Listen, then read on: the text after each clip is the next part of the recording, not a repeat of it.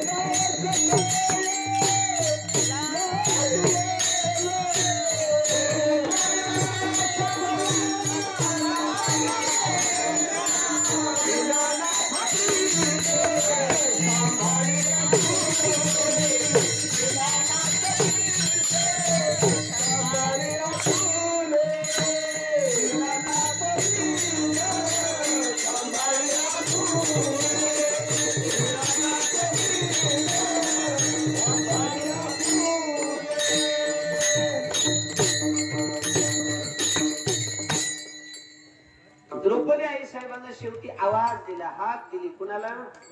विश्वाच्या मालकाला अखिल कोट ब्रह्मांड नायक माझ्या भगवान कृष्णाला. कारण तिला माहित होतं आता बाकीचे कुणी मला या अडचणीतून वाचवणारे नाही. या संकटातून सोडवणारा फक्त माझा दादा आहे माझा कृष्ण का नाही आहे. म्हणून हाक दिली. ए देवा ए कान्हा ए लाला. कधीतरी हाक माराव. कधीतरी संकटात देवाला हाक मारून बघा. आपल्यासाठी सुद्धा देव धावून येईल. आपला विश्वासच नाही राहिला देवावर आहे की नाही. आपल्याला वाटतं आमच्यासाठी कुठं देव येतो का. कोण म्हणलं येत नाही. कोण कहते हे भगवान आते नाही. तुम्ही बोलून तर बघा. द्रौपदी मातेसारखी हाक मारून बघा. तुमच्यासाठी सुद्धा देव धावून येईल. आवाज देत होता. भार घातल्यावर काय होतं मला हे सांगायचंय आणि मग पटकन मी अभंगावर येतो बरं का. थोडं लक्षात ठेवा. एका हातानं पदर पकडला होता. दुसरा हात असा आकाशाच्या दिशेनं भिरकावला होता आणि भगवंताला हाक देत होती द्रौपदी. देवा रे कुठं गुंतलायस रे. तुझी बहीण संकटात आहे. तुझ्या बहिणीला वाचवणार आता या जगात तुझ्याशिवाय कुणी नाही. ए दादा ये रे. तुझ्या बहिणीचे आबरू आज संकटात आहे. रुक्मिणी माईसाहेब डोळ्यातून पाणी वाहत होत बघा. रुक्मिणी आईसाहेब देवाला म्हणत होत्या देवा ओ देवा जा ना. अहो तुमची बहीण तुम्ही बहीण मानता ना द्रौपदीला. स्वतःच्या जीवापेक्षा जास्त प्रेम करताना तुम्ही द्रौपदीवर जाओ जा. अहो तुमच्या बोटाला लागलं होतं ना देवा. त्यावेळेला त्या द्रौपदीनं डोक्यावरचा पदर फाडून तुमच्या बोटाला बांधलाय. पतिव्रता स्त्रीनं कधी डोक्यावरचा पदर फाटू द्यायचा नसतो बरं का माहिती. पतिव्रता स्त्रीनं ज्या पत्नीचा पती जिवंत आहे तिनं कधीच डोक्यावरचा पदर फाटू द्यायचा नाही. आणि फाटलेला पदर कधी डोक्यावर घ्यायचा नाही. नाहीतर नवऱ्याच्या जीवाला धोका निर्माण होतो. पण ज्या वेळेला देवाच्या बोटाला लागलं होतं त्यावेळेला द्रौपदीने विचार केला नाही. भगवंताच्या बोटातून वाहणारं रक्त बघितलं तर डोक्यावरचा पदर टरदिशी फाडला होता आणि देवाच्या बोटाला बांधला होता. देवानं म्हणलं होतं देवा द्रौपदी अगं डोक्यावरचा पदर फाडलायस तू. तुझ्या नवऱ्याच्या जीवाला धोका होईल ग. तुला काय कळतंय का. द्रौपदीनं उत्तर दिलं होतं ए देवा कुणाला किती दिवस जगवायचं आणि कुणाला कधी मारायचं हे ज्याच्या हातात आहे त्याच्यासाठी पदर फाडलाय. मला काही चिंता. काळ कुणाच्या सत्तेनं चालतो तुझ्या आणि तुझ्यासाठी पदर फाडलाय. मला माझ्या मालकाची काय चिंता करायची गरज. आणि एवढं समर्पण त्या द्रौपदीने केलंय आणि तुम्हाला हाक मारते तुम्ही जा ना. देव म्हणला रुक्मिणीला जरा थांब, अजून वेळ आहे. पुन्हा द्रौपदी हंबरडा फोडत होती. एक हात पदराला पकडला होता, एक हात वर होता. समर्पण, भार घालणं सांगतो, भार. रुक्मिणी म्हणू लागली, देवा एवढे कसे निष्ठुर आहेत, एवढे कसे दगडाच्या काळजाचे तुम्ही. अहो जा ना, अहो तो दुःशासन तो दुर्योधन पदर ओढतोय, जा. देव म्हणला रुक्मिणी जरा शांत बस, माझंही प्रेम माझ्या बहिणीवर आहे, पण मी का जात नाही त्याचं कारण सांगू का. अजूनही द्रौपदीला वाटते मी माझी स्वतःची आबरू वाचवू शकते. कसं काय बघ म्हणला, एक हात पदराला पकडलाय, दुसरा एकच हात वर केलाय. ज्या वेळेला माझी द्रौपदी दुसरा हात पदराचा सोडून वर करेल आणि सगळा भार माझ्यावर घालेल, त्या क्षणाला मी तिच्या रक्षणाला जाईल. आणि खरं तसंच झालं. दुर्योधनापुढे दुःशासनापुढे कुठं चालतंय एका स्त्रीचं. आता मात्र द्रौपदी म्हणली, काय व्हायचंय ते होऊ दे देवा, सगळा भार तुझ्यावर घालते म्हणून दोन्ही हात वर केल्याबरोबर पिवळा पितांबर कैसा गगनी धरला, कैसा गगनी धरला.